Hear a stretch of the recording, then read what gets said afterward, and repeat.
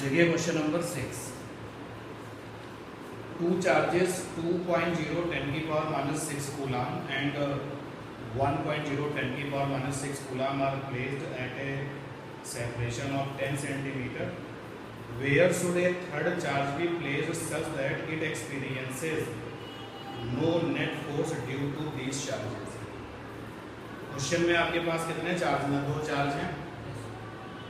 तो कह रहा है कि हम तीसरा चार्ज कहाँ रखें कि उस तीसरे चार्ज पर ये दोनों चार्ज जब फोर्स लगाएं तो जो नेट फोर्स है वो क्या होना चाहिए? 0 होना चाहिए। पहला जो चार्ज है बुक आपकी है एससी वर्मा। कौन सा वॉल्यूम है? Second, volume second. और क्वेश्चन नंबर है 6 इलेक्ट्रोस्टैटिक्स में, क्वेश्चन नंबर 6। पहला चार्ज है 2 × 10⁻⁻6। ये क्वेश्चन हम सॉल्व करेंगे और बहुत कुछ इसके जो पॉइंट्स हैं थ्योरेटिकल टाइप के वो भी सीख लेंगे। 1 × 10⁻⁻6 कूलम ये चार्जेस हैं और दोनों चार्जेस 10 सेंटीमीटर पर रखे हुए हैं। तीसरा चार्ज कहाँ रखें जहां पर नेट फोर्स 0 हो? तो क्वेश्चन से जो इंफॉर्मेशन है वो निकालो। तीसरा चार्ज कहाँ रखें जहां पर नेट फोर्स 0 हो? तो वो जो फोर्सेस है वो कौन लगाएंगे? ये दोनों। तो तीसरा चार्ज कहाँ रखें? सोचो अगर हम यहाँ रखें, ऐसा एज्यूम करते हैं अगर हम यहाँ पर तीसरा चार्ज ले लें तो पहला यहाँ पे इंपॉर्टेंट पॉइंट ये आ गया, जब कभी तुम्हें अपनी तरफ से कोई चार्ज लेना है, टेस्ट चार्ज ही तो लेना है क्योंकि इसके ऊपर नेट फोर्स लग रहा है, जिस पर फोर्स लगता है उसको क्या कहते हैं? टेस्ट कहते हैं। जब आपको अपनी मर्जी से टेस्ट चार्ज लेना हो तो हमेशा क्या लेते हैं? पॉजिटिव। क्यों लेते हैं? जैसे जैसे हम आगे पढ़ेंगे इलेक्ट्रोस्टैटिक्स में आगे बढ़ेंगे तो फैराडे की इलेक्ट्रिक फील्ड लाइंस के कॉन्सेप्ट आएंगे, तो उसी फील्ड लाइंस के कॉन्सेप्ट में ये पता चल गया या ये हमारे ऊपर बाउंडेशन हो गई कि whenever we consider the test charge तो हमेशा कैसा लेना? पॉजिटिव। सोचो अगर हम यहाँ पे टेस्ट चार्ज रखते हैं, नेचर कैसा है? पॉजिटिव। और टेस्ट चार्ज को Q0 से लिख दिया है। Q माने चार्ज ओवर ऑब्जर्वेशन, जिसके ऊपर हम टेस्टिंग करेंगे।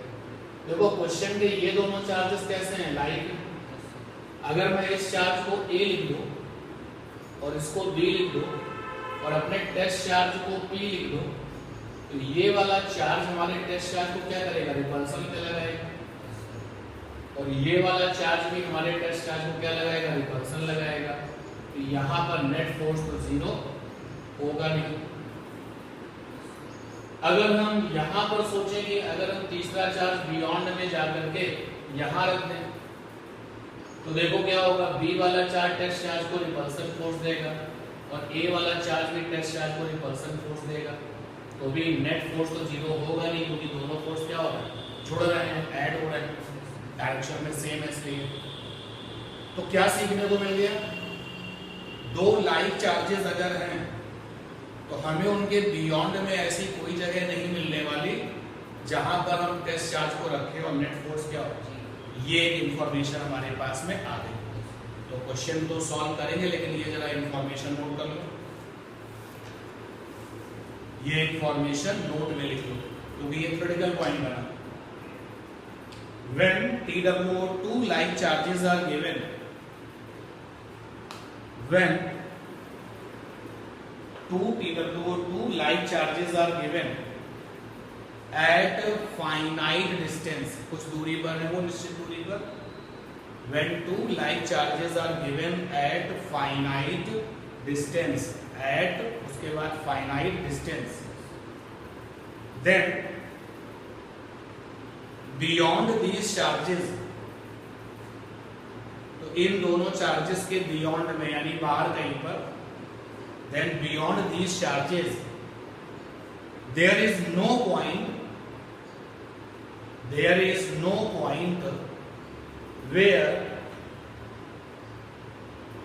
placing test charge where placing test charge experiences zero resultant force. Zero resultant force. Zero resultant force. जो तुमने नोट लिखा है ना वहां पर कहीं साइड में मेंशन कर दो एससीबी क्वेश्चन नंबर 6. ये नोट हम लोग नहीं नोट के साइड में जहां नोट लिखा वहां पे एससीबी क्वेश्चन नंबर 6. जब हम इस क्वेश्चन को करने जा रहे हैं तो हमने ये सीख लिया. तो बियॉन्ड में ट्राई करने से कोई फायदा नहीं है. अगर तुम कहीं और ट्राई करो ना बियॉन्ड में, चलो यहाँ ट्राई करते हैं कि यहाँ पे टेस्ट चार्ज रखते हैं नेट फोर्स 0 होगा, तो भी देखो ए वाला चार्ज हमारे टेस्ट चार्ज को क्या करेगा रिपल्सन, और बी वाला भी क्या करेगा रिपल्सन, और हमें दिखाई दे रहा है कि इन दोनों का नेट 0. क्योंकि अगर दो फोर्सेस हैं तो 0 होने के लिए दोनों को क्या होना चाहिए, डायरेक्शन में अपोजिट, और वैल्यू में क्या चाहिए सेम. तो ये तो कंफर्म हो गया कि बियॉन्ड में कोई ऐसी जगह नहीं मिलेगी जहां पर रिजल्टेंट फोर्स क्या हो 0. अब बियॉन्ड में जब ऐसी जगह नहीं मिलेगी तो फिर क्वेश्चन है कि कहां मिलेगी. अब हमने जरा ट्राई किया बिटवीन में, इन दोनों के बीच में देखा कहीं क्या ऐसी सिचुएशन मिल सकती है. चलो देखते हैं. तो बियॉन्ड में तो हमने ट्राई किया, लेकिन logically we have a situation, ऐसी कोई जगह नहीं. तो बिटवीन में ट्राई किया. हमने कहा अगर हम अपने टेस्ट चार्ज को यहां रख दें, कहीं भी रख सकते हैं, बिटवीन में कहीं भी रख दें, तो हमने अपने टेस्ट चार्ज को यहां रख दिया और हमारे टेस्ट चार्ज का नाम P. एक चार्ज छोटा है और एक चार्ज कैसा है, बड़ा है. ये बड़ा और ये कैसा है. तो हमने कहा छोटे वाले से हमारा टेस्ट चार्ज x डिस्टेंस पर है, तो बड़े वाले से कितना डिस्टेंस पर हो गया 0.10 माइनस का x, क्योंकि हमें फाइनली एसआई में क्वेश्चन सॉल्व करना है ना. तो जो 10 सेंटीमीटर है इसको हमने क्या बना लिया 0.10 मीटर. अब जरा देखते हैं क्या होगा. ए वाला चार्ज हमारे टेस्ट चार्ज पर रिपल्सन फोर्स लगाएगा, तो फोर्स का नाम होगा FPA, और फोर्स की वैल्यू कितनी होगी 9 × 10 की पावर 9 भाई 1/4 पाई एप्सिलॉन नॉट ना लिख करके सीधा पे लिखा गया 9 × 10 की पावर 9. फार्मूला ये होता है Q1 Q2/r². हमने इसकी SI वैल्यू लिखी 9 × 10 की पावर 9. Q1 Q2 माने दोनों चार्जेस, तो पहला वाला चार्ज है 2 10 की पावर -6, और ये टेस्ट चार्ज है Q0 Q0, और बीच का जो डिस्टेंस है 0.10 - x का होल स्क्वायर. ठीक है, ये आ गया. और जो ये B वाला चार्ज है, B वाला जो चार्ज है, ये हमारे टेस्ट चार्ज को रिपल्सन फोर्स लगाएगा. फोर्स का नाम क्या होगा FPB. वैल्यू क्या होगी फोर्स की, तो फार्मूले में वैल्यू आ जाएगी PB 9 × 10 की पावर 9. Q1 Q2, Q1 माने 2 10 की पावर -6, और Q2 माने Q0, और डिस्टेंस कितनी है x². लेकिन यहां पर हमको होप दिखाई दे रही है कि दोनों फोर्स डायरेक्शन में कैसे हैं अपोजिट. अगर नेट 0 होना है तो ये क्या हो जाए इक्वल हो जाए, ऐसा पॉसिबल है. तो क्योंकि नेट फोर्स देखो बियॉन्ड में जब हम सर्च कर रहे थे तो सिचुएशन ही नहीं फेवर कर रही थी, बट यहाँ पर हमने देखा कि दोनों को डायरेक्शन में कैसे है अपोजिट. एक कंडीशन सेटिस्फाइड हो गई, और अब 0 के लिए हम दोनों को क्या करें बराबर, अपने आप x निकल आएगा. अगर x की कोई ऐसी वैल्यू आई जो लीगल नहीं है तो हम कह देंगे भाई ये तो पॉसिबल नहीं होगा. लेकिन अगर x की कोई ऐसी वैल्यू आई जो लीगल है, उसका मतलब हमने अपना क्वेश्चन सॉल्व कर लिया. तो 0 नेट फोर्स के लिए फॉर 0 नेट फोर्स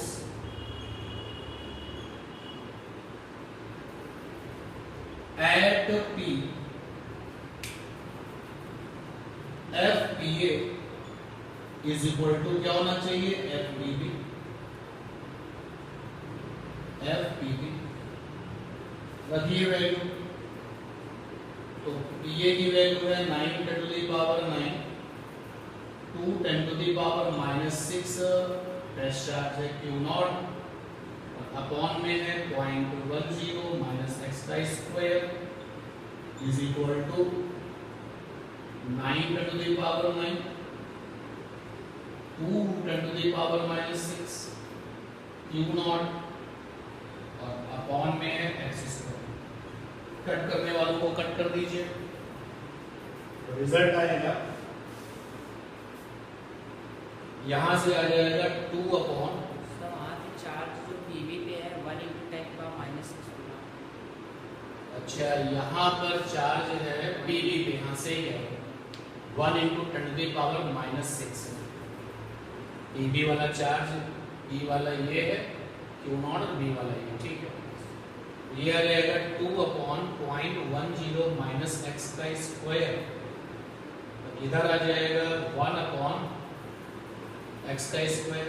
देखो एक सही है ना, क्रॉस मल्टीप्लाई करो 2x स्क्वायर और 0.10 माइनस एक्स का स्क्वायर। अब यहाँ पर आपको एक सजेशन दे दूँ, कभी होल स्क्वायर मत ओपन करना, सिचुएशन जो कैलकुलेशन है वो टफ हो जाएगी। स्क्वायर रूट ले लो दोनों तरफ का, जैसे आप स्क्वायर रूट लेंगे यहाँ पे आ जाएगा √2x, यहाँ पे आ जाएगा 0.10 माइनस का x वाले एक तरफ ले जाओ, √2 + 1 साथ में x इज इक्वल टू कितना आ गया 0.10। तो x की वैल्यू आ गई 0.10 अपॉन में क्या √2 + 1, हटा दो इसको, कंजुगेट मल्टीप्लाई कर दो √2 - 1 अपॉन में √2 + 1 पहले से ही है और √2 - 1 आ जाएगा x की वैल्यू कितनी 0.10 इंटू अपॉन में तो 1 आ जाएगा और √2 की वैल्यू होती है 1.414 माइनस का 1, x की वैल्यू आ गई 0.10 और 0.414, x की वैल्यू हो जाएगी 414 और एक 0 ले आए, इतना ये किस में आया, मीटर में आया, ठीक है। अगर हम इसको सेंटीमीटर में बदले तो कितना हो जाएगा 4.14 सेंटीमीटर, ठीक है। तो छोटे वाले से 4.14 सेंटीमीटर, तो बड़े वाले से कितना हो जाएगा 10 - x, बड़े वाले से भी डिस्टेंस निकाला है।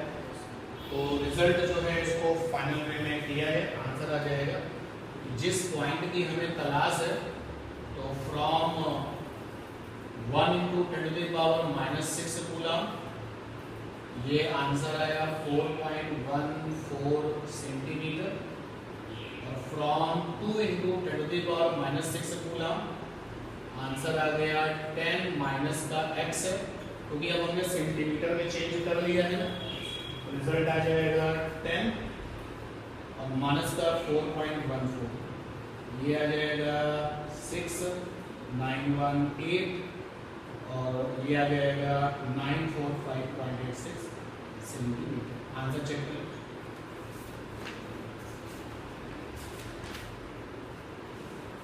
ठीक है, और हमने क्या सीखा, और हमने ये सीख लिया कि अब आज के बाद अगर कभी हमको इस तरीके का क्वेश्चन दोबारा फिर से मिला तो हम इतना जो है अपना टाइम वेस्ट नहीं करेंगे।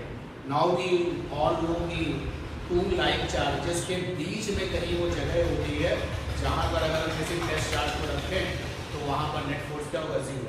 और तुमने देखा कि वो जो जगह है, ये जो जगह है वो छोटे वाले के क्या है, करीब है, छोटे वाले चार्ज के पास में है। भाई छोटे वाले से डिस्टेंस कितनी आ रही है 4 पॉइंट और बड़े वाले से क्या आ रही है 5 पॉइंट। तो वो जो जगह है वो छोटे वाले चार्ज के पास होती है, बड़े वाले चार्ज से दूर होती है।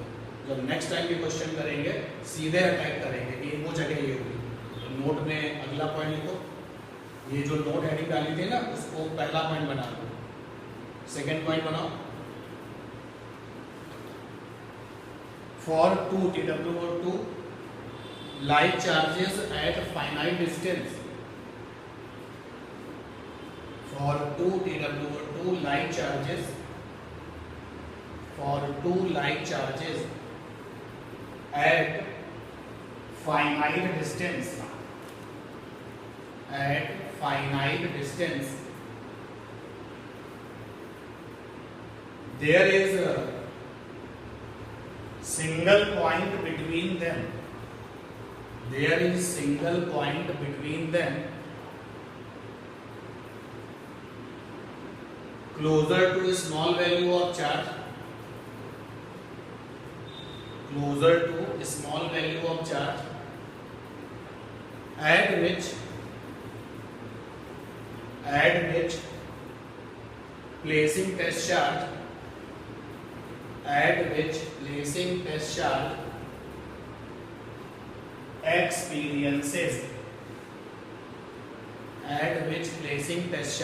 experiences zero net force. अच्छा, जिस जगह पर नेट फोर्स जीरो होता है ना, उस जगह को क्या कहते हैं? Neutral point. तो हमें यहाँ पे डायरेक्टली ये भी पता चल गया कि वो जो न्यूट्रल पॉइंट नाम की जगह है वो दोनों चार्जेस के कहाँ होगी? बीच में। और बीच में छोटे वाले के क्या होगी? पास में। और बड़े वाले चार्ज से क्या होगी? अगर यही सेम क्वेश्चन होता लेकिन चार्जेस कैसे होते? अनलाइक, तब हम बीच में ट्राई करते लेकिन कोई ऐसी जगह नहीं मिलती। तब हमें वो जगह कहाँ मिलती है? बियॉन्ड में। और बियॉन्ड में किसके बियॉन्ड में? क्योंकि दो चार्जेस हैं, इधर वाला बियॉन्ड या इधर वाला बियॉन्ड। आंसर है जो छोटा चार्ज है उसके बियॉन्ड में। तो अगला नोट लिखो, नेक्स्ट नोट लिखिए। If two unlike charges are at finite distance, if two unlike charges are at finite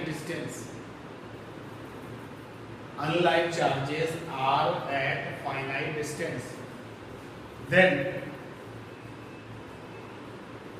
single neutral point का मतलब नेट फोर्स वहां पे क्या होता है? Zero. Single neutral point take place beyond small value of charge.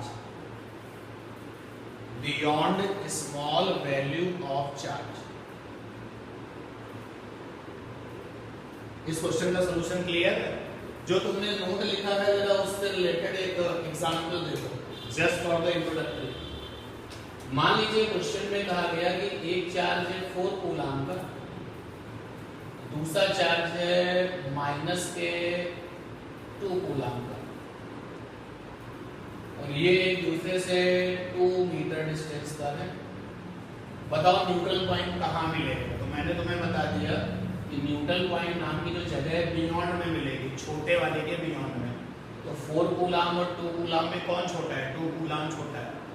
ये मत सोचना कि निगेटिव है तो वो निगेटिव तो केवल नेचर बता रहा है, वो जगह कहाँ मिलेगी? यहाँ नहीं मिलेगी। अब जब ये जगह आप एज्यूम करोगे छोटे वाले से x डिस्टेंस पर होगी, तो फिर दोनों चार्जेस के अपने अपने फोर्सेस होंगे, तो डायरेक्शंस में कैसे होंगे? अपोजिट। उनको इक्वल करोगे तो x मिल जाएगा, ठीक है ना? तो ऐसे करना कि एक्सरसाइज का क्वेश्चन नंबर 6 तुम्हें ये सारी बातें बता देगा, ठीक है? हो गया ये question including all the additional information, ठीक। अब इसको ये क्वेश्चन हम लोगों ने कर लिया। 7th इसके जैसा ही है, ट्राई करिए। 7th वाले क्वेश्चन में दोनों चार्जेस लाइक है या अनलाइक है? लाइक है सर, वो इसकी तरह पहले जो 6 क्वेश्चन है उसी तरह रिलेट कर रहा है। इसमें दिया है suppose the second charge in the previous problem is minus, मतलब अनलाइक कर देगा। तो वैसे ही क्वेश्चन बनेगा ना, करेंगे और फिर बताएंगे कि क्या होगा। चलिए नेक्स्ट क्वेश्चन जरा बता दीजिए कौन सा क्वेश्चन है? Question number 17। 4 equal charges 2 × 10⁻⁶ coulomb each are fixed at the 4 corners of a square of side 5 cm. Find the Coulomb force experienced by one of the charges due to the rest 3. तो question में देखिए total charges कितने हैं? 4 है। उस 4 में से किसी एक पर क्या चाहिए? Net force. तो किसी एक को क्या मानना है? टेस्ट मान लेना। सबसे पहले एक सपोर्टिंग डायग्राम बना ले, स्क्वायर 5 सेंटीमीटर। ये क्वेश्चन नंबर है 17, स्क्वायर बनाया मैंने।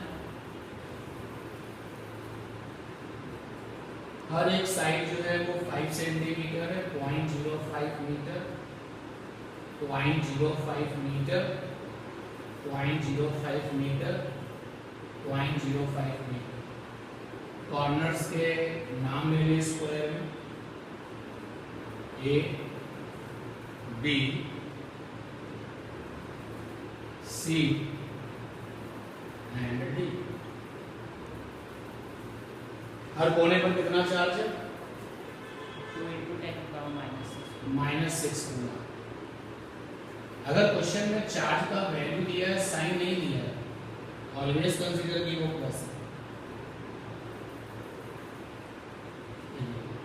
किसी एक पर नेट फोर्स चाहिए, यानी कि इन चारों में से किसी एक को टेस्ट मानना है, बाकी सबको क्या मानना है? सोर्स। बताइए किसको टेस्ट मान लें? जिसको आप बताओ उसको मान लें क्वेश्चन का। सी को मान लेते हैं टेस्ट। बाकी सब लोग इसके ऊपर क्या लगाएंगे? फोर्स लगाएंगे। चलो एक एक का जरा फोर्स लेते हैं। डी वाला चार्ज सी वाले चार्ज को क्या करेगा? Repel. F C D, force का नाम तो एफ सी डी होगा ना। और वैल्यू कितनी होगी? 9 × 10⁻9 1/4πε0 की जगह पर। और क्योंकि फोर्स का फार्मूला तो अब तो बहुत फैमिलियर हो चुका है, Q1 Q2/r²। तो 1/4πε0 की जगह पे 9 × 10⁻9, Q1 Q2 में ये और ये आएंगे, यानी 2 × 10⁻⁻6 दो बार लिखना पड़ेगा, स्क्वायर लगा। डिस्टेंस में 0.05 का स्क्वायर। ठीक, ये वाला चार्ज इसको रिपल करेगा, रिपल्सन करेगा। फोर्स का नाम होगा सीबी, लेकिन वैल्यू निकालोगे तो यही आएगी। वैल्यू आएगी 9 × 10⁻9। Q1 Q2 में वही सेम वैल्यू रहेगी, और डिस्टेंस में आएगी 0.05 का स्क्वायर। ठीक, और एक तीसरा वाला जो बचा हुआ है वो जरा अपना फोर्स लगाएगा। ए वाला सामने वाले टेस्ट को रिपल करेगा,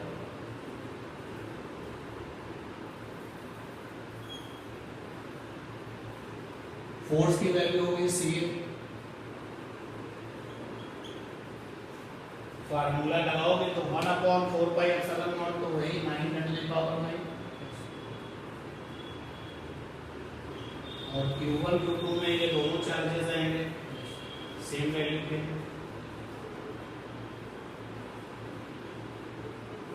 और डिस्टेंस में क्या आएगा? डायगोनल। हर एक साइड 0.05 मीटर लेंथ की है, सेंटीमीटर में 5 थी। डायगोनल क्या हो जाएगा? साइड √2, यानी 0.05 √2, यही तो हो जाएगा। यहाँ पे डिस्टेंस में आ जाएगा 0.05 √2 का स्क्वायर। इस तरीके से जब हमने किसी एक चार्ज पर फोर्सेस निकाले, एक फोर्स ये है एफ सी डी, वैल्यू है 9 × 10⁻9, और 4 × 10⁻12,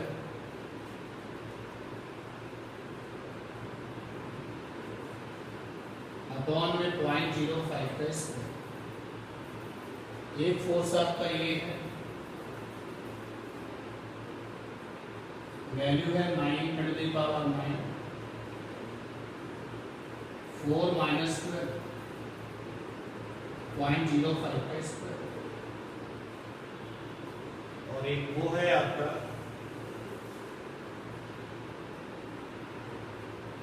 एफ सी, 9 × 10⁻9,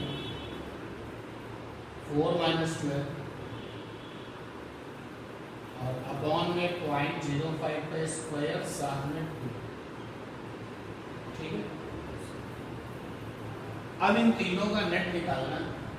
दो फोर्सेस अगर होते under root a² plus b² plus 2ab cos theta आ जाएगा। तो कंपोनेंट्स मेथड से जा सकते हैं, लेकिन इस क्वेश्चन में शॉर्टकट भी है, केवल इस क्वेश्चन के लिए शॉर्टकट ये है कि अगर आपके पास में दो इक्वल वेक्टर्स दिए है, जैसे एक वेक्टर ये है a वैल्यू का, दूसरा वेक्टर भी है a वैल्यू का, और एक तीसरा वेक्टर है b वैल्यू का, तो तीसरा वाला वेक्टर इन दोनों के साथ बराबर बराबर एंगल बना रहा है, ये भी 45 बना रहा है, ये भी 45 बना रहा है। तो रिजल्टेंट होता है, ये शॉर्टकट लगा सकते हो, रिजल्टेंट होता है b प्लस a रूट 2। केवल यही शॉर्टकट लगेगा बस, अदरवाइज तो कंपोनेंट मेथड करना चाहिए मुझे। देखो ये वाला जो फोर्स है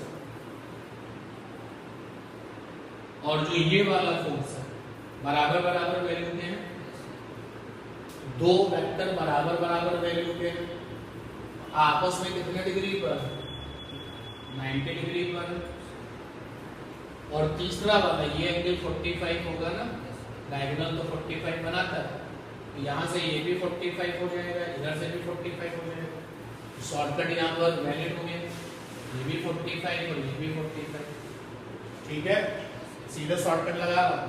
तो रिजल्टेंट फोर्स आ जाएगा, resultant force is equal to बीच वाला ये है, कितना है 9 10 की पावर 9 4 माइनस 12 अपॉन 2.05 का स्क्वायर प्लस, और देखो ये दोनों इक्वल इक्वल वैल्यू के हैं, इनको लिखो, कितना है ये 9 10 की पावर 9 4 माइनस 12, ठीक है, और अपॉन में क्या है 0.05 का स्क्वायर, और साथ में क्या अंडर रूट।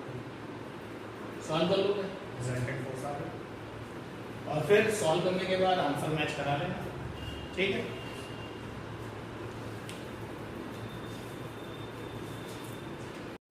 चलिए नेक्स्ट क्वेश्चन है आपका 26। A particle having a charge of 2 into 10 to the power minus 4 coulomb is placed directly below and at a separation of 10 centimeter from the bob of a simple pendulum at rest. The mass of the bob is 100 gram. The what charge should the bob be given so that the string become loose? तो question पढ़ करके क्या ये बात clear हो रही है कि क्वेश्चन में एक सिंपल पेंडुलम, क्वेश्चन नंबर 26, क्या क्वेश्चन में एक सिंपल पेंडुलम है? बोलो यस। इस बॉब का मास कितना? 100 ग्राम। इसके ठीक नीचे कितनी डिस्टेंस पर? 10 सेंटीमीटर की डिस्टेंस पर कौन है? एक चार्ज है, कितनी वैल्यू का है? जोर से बताओ, जोर से बोलो। 2 into 10 to the power -4 coulomb. अभी क्वेश्चन को जब आप पढ़ रहे हो तो पता चलता है कि पहले हमारे बॉब पर चार्ज नहीं है। सोचो जब बॉब पर चार्ज नहीं है तो ये वाला चार्ज इस पर कोई फोर्स तो लगा नहीं पाएगा, तब क्या हो रहा होगा? इसका mg नीचे लग रहा होगा और टेंशन ऊपर लग रहा होगा, और T बराबर क्या होगा? mg हो जाएगा, ठीक है। अब वो ये कह रहे हैं कि हमने बॉब पर चार्ज दे दिया, तो जैसे मैंने बॉब पर चार्ज दे दिया तो ये वाला चार्ज हमारे बॉब पर क्या लगाने लगा? फोर्स, इलेक्ट्रिक फोर्स और लगाने लगा। तो जब अभी चार्ज नहीं दिया है तो ये सिचुएशन है, जब हमने चार्ज दे दिया, इस पर चार्ज आ गया, बॉब पर चार्ज है, अब देखो भाई क्या होगा? mg लग रहा होगा, ये वाला चार्ज हमारे बॉब के चार्ज पर क्या लगाएगा? Electric force. देखिए इस चार्ज का नेचर कैसा है, प्लस हम बॉब को कैसा चार्ज दे रहे हैं नहीं बताया गया है। तो आज की क्लास में जब स्टार्टिंग में जो मैंने बताया था, अपनी मर्जी से जो भी चार्ज लेते हैं वो हमेशा क्या लेते हैं? पॉजिटिव लेते हैं। तो भाई हमने कहा कि मैंने बॉब को क्यू चार्ज दिया है प्लस में, तो ये वाला चार्ज हमारे बॉब के चार्ज को रिपल करेगा, तो ये इलेक्ट्रिक फोर्स लगने लगा। और टेंशन तो है ही, लेकिन कह रहा है कि जब हमने चार्ज दिया है, जब हमने चार्ज दिया है, रस्सी क्या हो गई है, ढीली हो गई है, यानी कि टेंशन क्या हो गया है, जीरो। टेंशन क्या हो चुका है, जीरो। रस्सी ढीली होने का मतलब टेंशन कुछ नहीं है चार्ज देने के बाद, यानी कि जब चार्ज नहीं दिया था तो टेंशन से कौन लड़ रहा था, mg। अब ये रस्सी ढीली हो गई है, कह रहा कि हमने बॉब पर कितना चार्ज दिया है जिससे कि रस्सी ढीली हो जाए। तो बताओ रस्सी ढीली होने की शर्त क्या है, कि जो इलेक्ट्रिक फोर्स है ना वो mg से क्या हो जाए, बड़ा। mg नीचे लग रहा है, इलेक्ट्रिक फोर्स कैसा है, ऊपर लग रहा है। अगर इलेक्ट्रिक फोर्स mg से बड़ा हो जाएगा तो रस्सी क्या हो जाएगी, ढीली हो जाएगी। इलेक्ट्रिक फोर्स का फार्मूला लिखो, 1/4 pi epsilon not Q1 Q2 by R square greater than mg। 9 into 10 to the power 9, Q1 Q2 में दोनों चार्ज आ जाएंगे, तो बॉब पर चार्ज हमने Q सपोज किया है, जबकि ये वाला चार्ज 2 10 to the power -4 है। R माने डिस्टेंस, डिस्टेंस यहाँ पे कितनी है, 10 सेंटीमीटर है, तो 0.1 हो सकती है मीटर में। और m कितना है, 100 ग्राम है, ये हो जाएगा 0.1 किलोग्राम। और g की वैल्यू क्या ले ली, 9.2। ठीक है ना। तो ये हमें पता है कि एससी वर्मा के क्वेश्चंस में अगर नथिंग से स्पेशली g हमेशा क्या लेना चाहिए, 9.8 लेना चाहिए। सॉल्व करते हैं इसको, क्यों निकालना। तो 9 2 से 18 और 10 to the power 5 साथ में q और 0.01, और यहाँ आ जाएगा greater than 0.9। 18 10 to the power 5 q greater than 0.98 into में 0.01, तो q की वैल्यू आ जाएगी -2 इधर से, 1 इधर से, 9.8 माइनस कर 3 और अपॉन में आ जाएगा 18 और साथ में 5। ओके, ये आ जाएगा Q की वैल्यू आ जाएगी ग्रेटर देन 98 अपॉन में 18, एक जीरो इधर आ जाएगा 6। केवल सॉल्व करना है आपको, और ये माइनस का 9, इसको जरा सॉल्व कर लेते हैं। 18 98 मिनिमाइज कर लो पहले, 90 9 5 जा 45 4 तो 9 4 जा 36 10 to the power answer 90। Not check.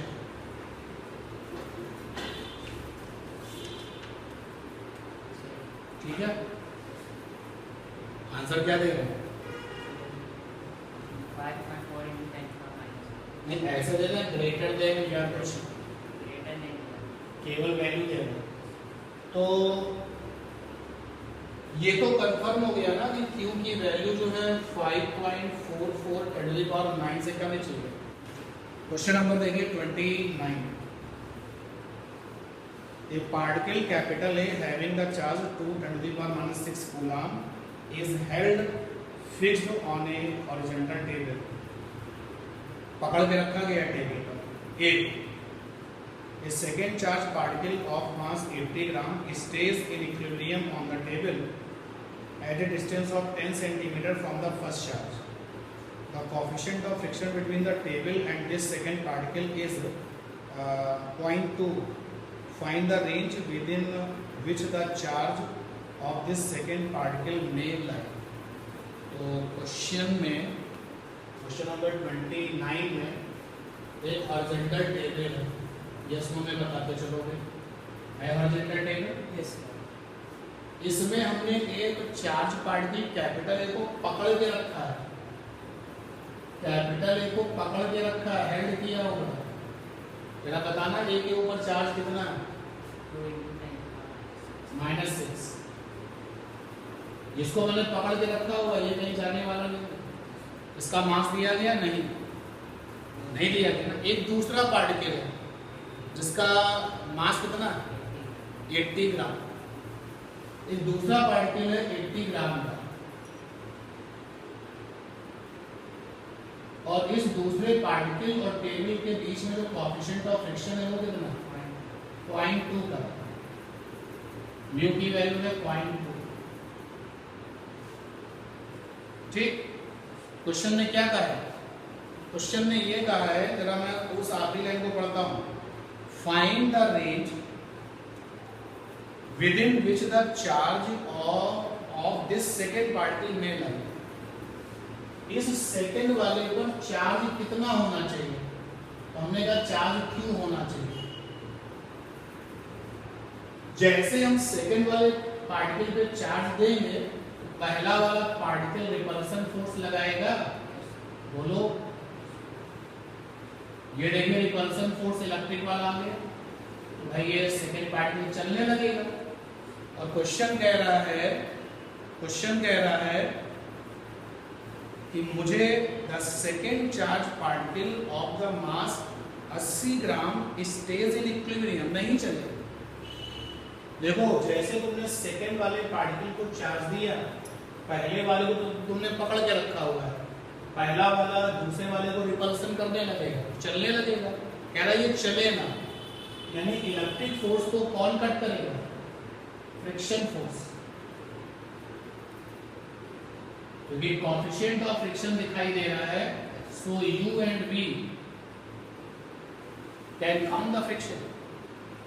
तो जब ये इधर भागने की कोशिश करेगा तो फ्रिक्शन फोर्स अपोजिट होगा, और हमारे सेकेंड वाले बॉल पर mg काम कर रहा होगा और नॉर्मल रिएक्शन काम कर रहा होगा। n इक्वल टू क्या हो जाएगा? mg। तो नहीं चलने की शर्त क्या है? नहीं चलने की शर्त ये है कि आपका जो इलेक्ट्रिक फोर्स है वो फ्रिक्शन फोर्स से क्या होना चाहिए? कैंसिल होना चाहिए। इलेक्ट्रिक फोर्स का फार्मूला लगाओ, 1/4 pi epsilon not q1 q2 by r square. और क्वेश्चन में ये दोनों जो है डिस्टेंस कितना मेंटेन करते हैं? 10 सेंटीमीटर। हाँ, 10 सेंटीमीटर, ठीक है। डिस्टेंस है दोनों के बीच का 0.10 मीटर। तो फ्रिक्शन फोर्स होता है q n, 9 × 10⁹। q1 माने चार्ज इसका, q2 माने चार्ज इसका, तो q1 की वैल्यू है 2, 10⁻⁶, q2 की वैल्यू है 2, और r फॉर 0.1 का स्क्वायर, म्यू की वैल्यू है 0.2, और n की वैल्यू क्या होती है? mg।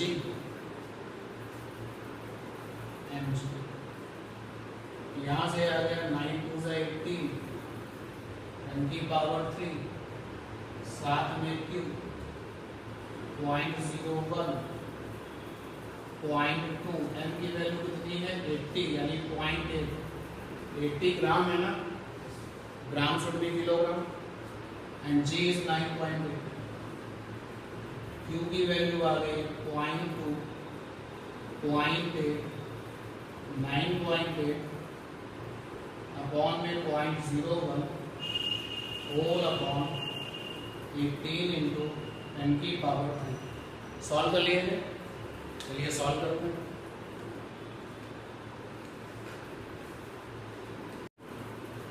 ये जो 80 ग्राम है इसको जब आप किलोग्राम में बदलोगे तो ये हो जाएगा 0.08। सॉल्व करेंगे तो आएगा 8.7 10⁻⁸। हमने जब ये क्वेश्चन किया है तो इस वाले चार्ज को क्या माना है? Plus. Electric force repulsive nature में इधर, तो फ्रिक्शन फोर्स इधर हो जाएगा ना चलने की कंडीशंस में। अगर आप इसको नेगेटिव लेते हो, इलेक्ट्रिक फोर्स इधर हो जाएगा तो फ्रिक्शन फोर्स उधर हो जाएगा। यानी कि इस क्वेश्चन में जो ये q वैल्यू है वो सेकंड वाली बॉल पे प्लस में भी हो सकती है और माइनस में भी हो सकती है। ठीक है। Question number 30 a particle capital A having a charge 2 × 10⁻⁶ coulomb and the mass of 100 gram is placed at the bottom of a smooth inclined plane of inclination 30 degree. जितना क्वेश्चन पढ़ा है मैंने उतने का डायग्राम बना दो। ये एक इंक्लाइंड प्लेन, कितना इंक्लिनेशन है 30 डिग्री, बॉटम यानी यहाँ पर एक चार्ज है जो कि चार्ज में इतनी वैल्यू का है, मास में ये 100 ग्राम का है, 100 ग्राम, और इसका नाम कैपिटल ए है। ये बॉटम में रखा हुआ है, 30 नंबर क्वेश्चन में बॉटम पे रखा हुआ है। Where should another particle capital B having the same charge and mass be placed on the incline, यानी इसी प्लेन पर हमने पार्टिकल बी लिया है जो चार्ज में तो इतना ही है, मास में भी इतना ही है, 100 ग्राम। कहाँ रखें? तो हमने कहा कि ये r डिस्टेंस पे रखो। कह रहा कि जब तुम इसको रखो तो ये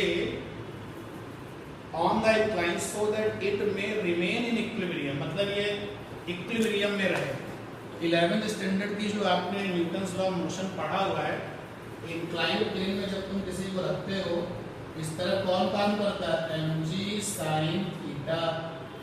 बोलो भाई, mg sin थीटा इसको नीचे लाएगा ना, तो इस वाले चार्ज से उस वाले चार्ज पर क्या लगेगा? इलेक्ट्रिक फोर्स, जो कि रिपल्सिव नेचर का होगा। अगर इक्विलिब्रियम है तो दोनों क्या हो जाए? बराबर हो जाए, क्योंकि यहाँ पर कोई कोएफिशिएंट ऑफ फ्रिक्शन दिया नहीं है तो फ्रिक्शन का सोचना नहीं है। इक्विलिब्रियम के लिए इलेक्ट्रिक फोर्स को mg sin थीटा से क्या होना चाहिए? कैंसिल होना चाहिए। तो Fe की वैल्यू क्या? 1/4 pi epsilon not q1 q2 by r square mg sin theta. Component मुझे करने तो नहीं है ना, 11 में सीखा हुआ है। प्लेन के अलावा कंपोनेंट जाता था mg sin थीटा, जहाँ पे थीटा प्लेन का इंक्लिनेशन था। 9 × 10⁹ q1 और q2 में सेम टू सेम, q1 माने 2 × 10⁻⁶, q2 माने भी 2 × 10⁻⁶, और ये आगे r स्क्वायर। m माने मास, भाई इसका जो मास है वो 100 ग्राम है, यानी 0.1 किलोग्राम हो जाएगा। g 9.8 हो जाएगा, साइन 30 हो जाएगा हाफ। यहाँ से आपको r निकाला आएगा 9 × 10⁻⁹, साथ में 4 माइनस का 12, और नीचे आ जाएगा 0.1, और ये साइन 30 हाफ हो जाएगा 4.9, ऊपर आ जाएगा 36, और माइनस का कितना? माइनस का 3,